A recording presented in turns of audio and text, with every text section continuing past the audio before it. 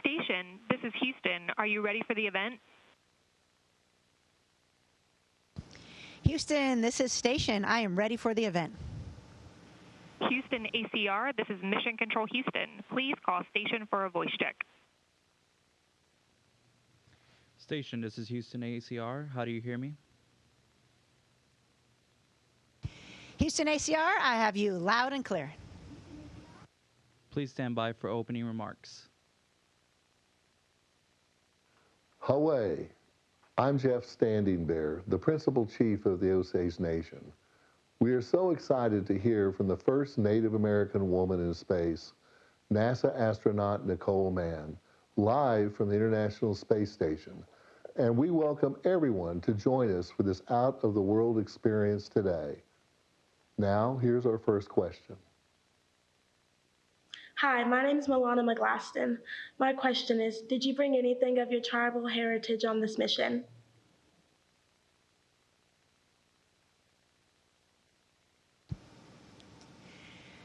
Hi, Milena. Actually, I did. I brought a dream catcher that my mother gave me, and I've had a dream catcher beside my bed ever since I can remember as a little child, and I still have one by my bed on Earth, and so I thought it would be very fitting to have a dream catcher with me in space, and I have it floating next to my crew quarters to remind me of home and keep my dreams good at night.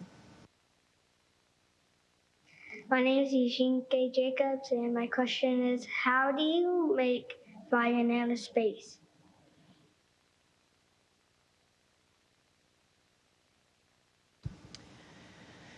So in space, we can make fire, but it has to be in a very controlled environment. And the really cool thing about flames in space is that instead of burning like you can imagine on a candle, they burn it in a sphere. And because we're in microgravity, heat doesn't rise. So that gives you that sphere.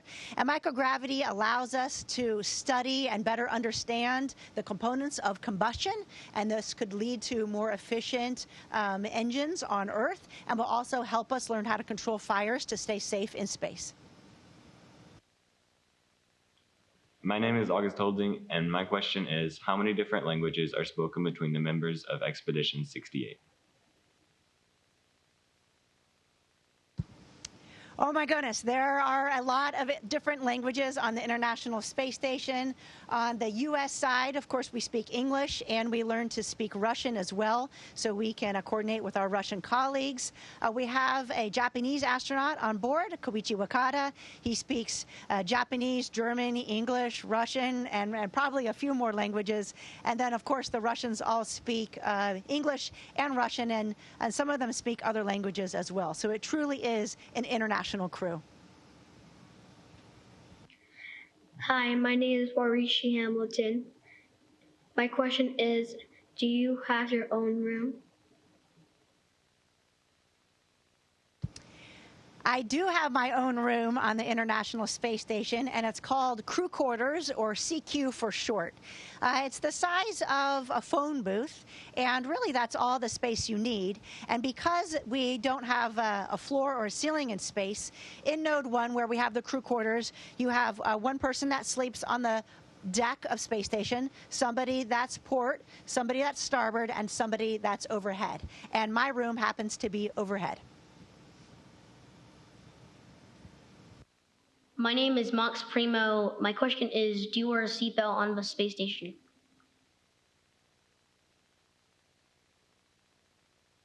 When we launch to space, we wear a lot of seat belts. It's really a 5-point harness like you would see in a race car that keeps you safe during launch and also on reentry. But once you get to the space station, you don't need a seat belt. You're free to float around.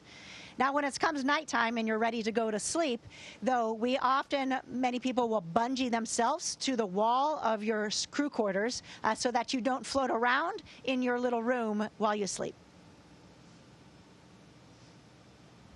Hi, my name is Gianna Jones, and my question is, how long did it take to train for this mission?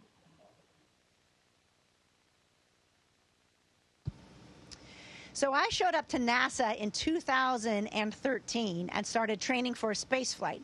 Those first 2 years, you go through astronaut candidate training, and it's general training on all aspects of the International Space Station, flying airplanes, learning how to do spacewalks, learning maintenance, and how to do science as well. And then, once you're assigned for a specific mission, you go into a dedicated training flow. Ours was a little bit over a year, and you learn specifically the spacecraft that you'll be flying to the International Space Station. And then you also practice some more specific science, spacewalks, and maintenance that you'll be doing during your time on board, which we call an expedition. My name is Titan Harris, and my question is, can you play video games in space, and do you use the VR headsets on the station? Well, unfortunately, I don't have a video game console up here. Otherwise, I probably would. But we do have some VR sets, and we actually use those for training and also for maintenance on the space station. And some of it isn't developmental. So there's a concept where if I have a VR headset, I can talk to controllers that are on Earth. So perhaps I'm on Mars, for example, and I need to do maintenance on something that I've never seen and never been trained on before. I can have the VR headset on, and then the engineers back on planet Earth can talk to me and identify areas that I need to access to do this maintenance and kind of walk me through a maintenance task. We also use virtual reality for some of our training in a spacewalk. If you happen to come off the space station, we have a little jetpack that you can fly back to the space station. So you can use this virtual reality to kind of visualize space. You're able to maybe experience some of this virtual reality back on Earth. NASA's done virtual reality tours of the International Space Station and actually a spacewalk with a virtual reality as well. Hi, my name's Arian Jenkins, and my question is, do you follow the same flight pattern every day?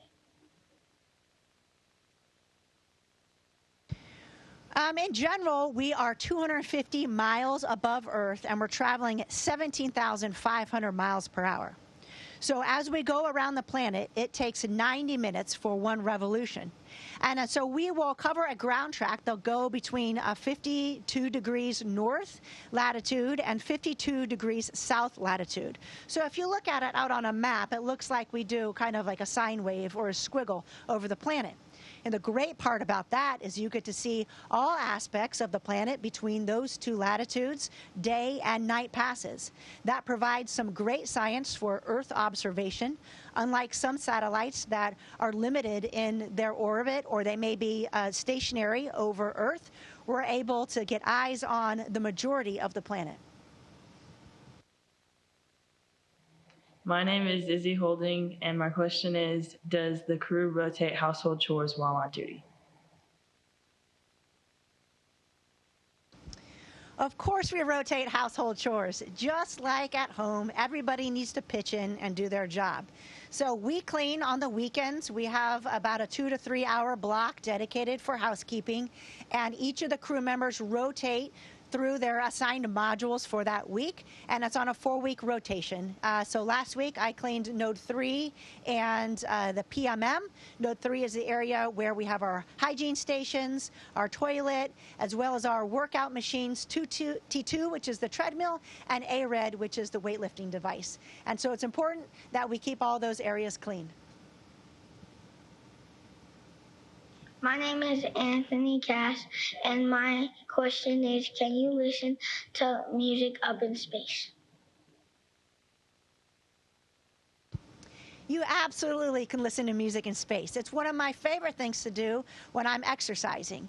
And so we have some connectivity to the internet, but we have to make sure we have good satellite passes during that time, so it can be a little bit spotty.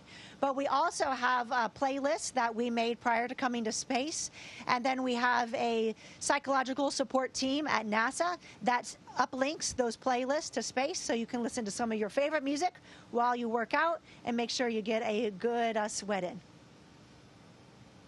My name is Jimmy Wildcat, and my question is, what's your favorite hobby to do in space? There are so many fun things to do in space. I really enjoy microgravity and floating around and just experiencing it. It's like having a dream and you're flying, or it's like being Superman and jumping through the modules. But I'd say my favorite hobby is really just looking out the window. We have a cupola, which has a series of 6 windows that point at planet Earth. And it's just amazing to spend time looking out the window and seeing our planet pass by. The day passes are beautiful with the blue of the ocean and the white of the clouds, and you can see all types of different terrain and cities. But the night passes are just as spectacular. You can see lightning jumping from cloud top to cloud top at night. Sometimes you can see auroras on the poles, and you can actually see these beautiful city lights. It really gives you a great perspective of our beautiful planet. My name is Joseph Judy, and my question is, how do you know when you've reached microgravity?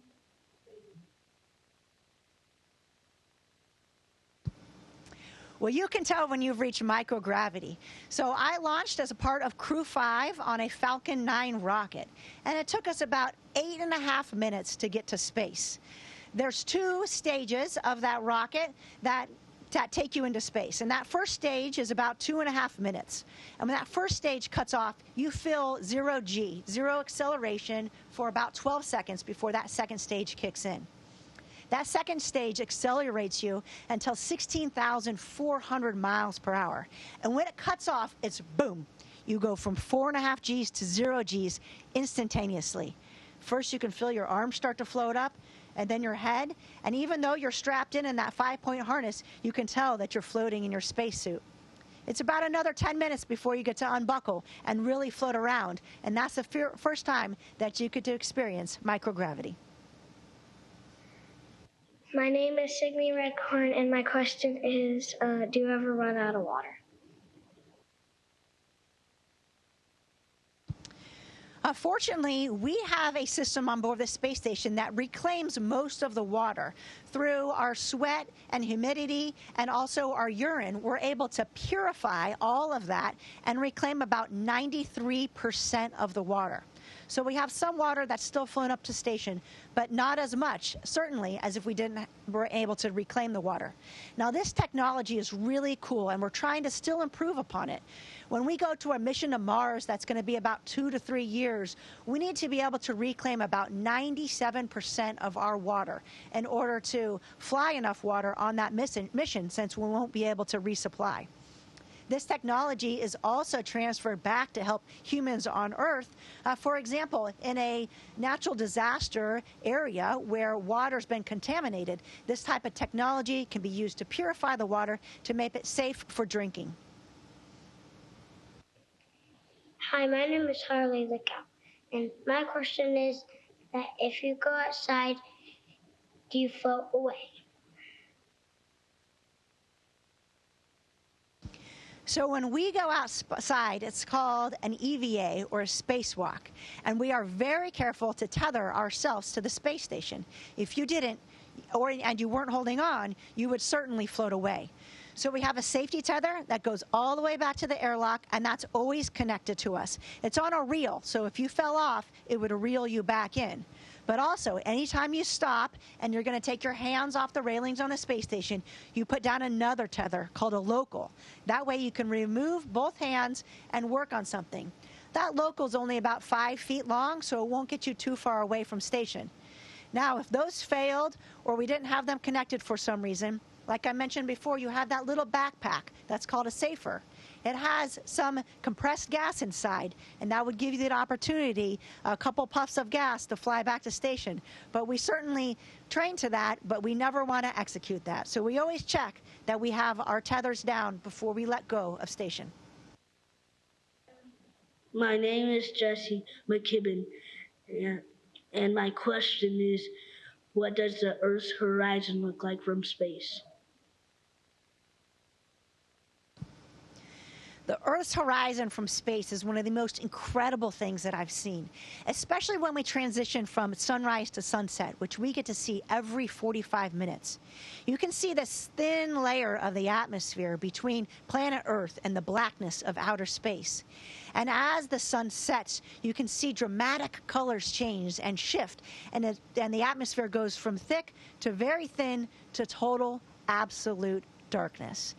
It never gets old to look at. I've tried to take pictures of it, but it's really hard to capture all those colors and the changing lights. It's something that's incredible to see with your eyes, and hopefully I can do a better job of capturing it via photographs so that I can share that experience with you back on Earth. My name is Lily Harris, and my question is, whenever you first arrived into space, did you feel sick or fine? So when you first arrive to space, it takes you a little bit of time to get used to microgravity. I remember unbuckling inside of Crew Dragon and getting out to float around, and your head kind of tumbles. It feels like you just kind of got off of a roller coaster. But your body adapts pretty quickly, and that's a small environment. Then the next day, when we got to the space station, you float out through the Node 2 hatch, and space station is huge compared to Crew Dragon. Space station is about the size of a 5-bedroom house, and you could actually find yourself in a module not able to touch any of the walls. And so sometimes when you float through a module, you'll find yourself upside down, and your brain will get flipped. And so you'll have to kind of reorient yourself in order to adapt to that new environment. Unfortunately, I never felt sick on board the space station. Sometimes people get what's called space sickness, which is the same type of sickness perhaps you would feel after flying in an airplane or maybe driving in the car if you didn't feel good. But usually everybody's better after a day or two. It's amazing how quickly your body can get used to this incredible environment. My name is Makani McGlaston, and my question is, how do you power the station? So we have 4 sets of huge solar arrays that gather energy from the sun to power the space station. They also charge batteries. So when we're in sunlight and we can gather that energy from the sun, we use that to power station and to charge the batteries, so that when we are in eclipse and we don't have any sunlight available, then we'll use the power from the batteries to draw that to power space station. And that goes back and forth between the day-night cycles. Actually, we are during a time now where we're executing some EVAs or spacewalks to go outside and upgrade these solar arrays. We're deploying something called IROSA that's rolled out in front of the solar arrays. These are new and improved technology that can gather power more efficiently from the sun. We have a spacewalk coming up, actually 2 spacewalks coming up next week and then the following week. My name is Tony DeLeon, and my question is, do you see meteors all the time? So when you're in a night pass over planet Earth, you can see meteors, but you need to turn down all the lights inside of the space station and let your eyes adjust to see. We've actually had some cameras outside during some meteor storms that have been able to capture the meteors and to also gather some science. From the video, we can tell the size and the shape, and it allows scientists back on Earth to better understand the meteors and how they interact with our atmosphere on Earth. My name is Kahika Jacobs. My question is, are you able to grow tomatoes in space? That is a great question, because in just a couple days, spacecraft called SpaceX 26 is a cargo vehicle, and it's going to deliver a ton of science and food and supplies to the International Space Station. And on board that spacecraft is an experiment called Veggie 5. We're going to be growing dwarf tomatoes in space. We're going to be looking at different types of light and fertilizer and how that affects the growth and the taste of the tomatoes. We'll be able to figure that out, because at the end of growing the tomatoes, the astronauts will actually get to taste the tomatoes and rate their taste. This is important because when we go to Mars on a 2 to 3 year mission, the thermal stabilized food and freeze-dried food that we had will lose a lot of its nutritional value over that time. So we need to be able to supplement with freshly grown fruits and vegetables on that mission. My name is Jaden Shaw, and my question is, how is the BEAM Bigelow Expandable Activity Module used on the station? So BEAM was installed back in 2016, and it was supposed to be a 2-year tech demo to determine how this inflatable module would react to the environment of space. Astronauts used to go in every so often to take some measurements inside of the space station. We have some sensors to detect radiation and also make sure that the environment and that the air was okay. It performed incredibly, and so it's still on board the International Space Station. I had a chance to go inside a BEAM just last month. We store a lot of cargo inside. The hatch is normally closed, but sometimes we open it up to go inside and to retrieve some supplies from BEAM. This is a concept for a future type space station or maybe a floating laboratory that could be just this inflatable module. As you can imagine, that would be a lot less upmass to get to space, which would be a lot more cost effective. So hopefully we'll see some more inflatable modules in the future. On behalf of the Osage Nation, I'd like to thank NASA astronaut Mann and her crew for taking the time to connect with our Osage youth today. Safe travels and best wishes. Wewana, which means thank you.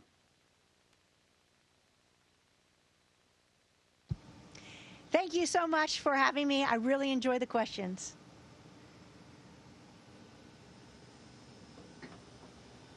Station, this is Houston ACR. That concludes the event. Thank you to all the participants. Station, we are now resuming operational audio communications.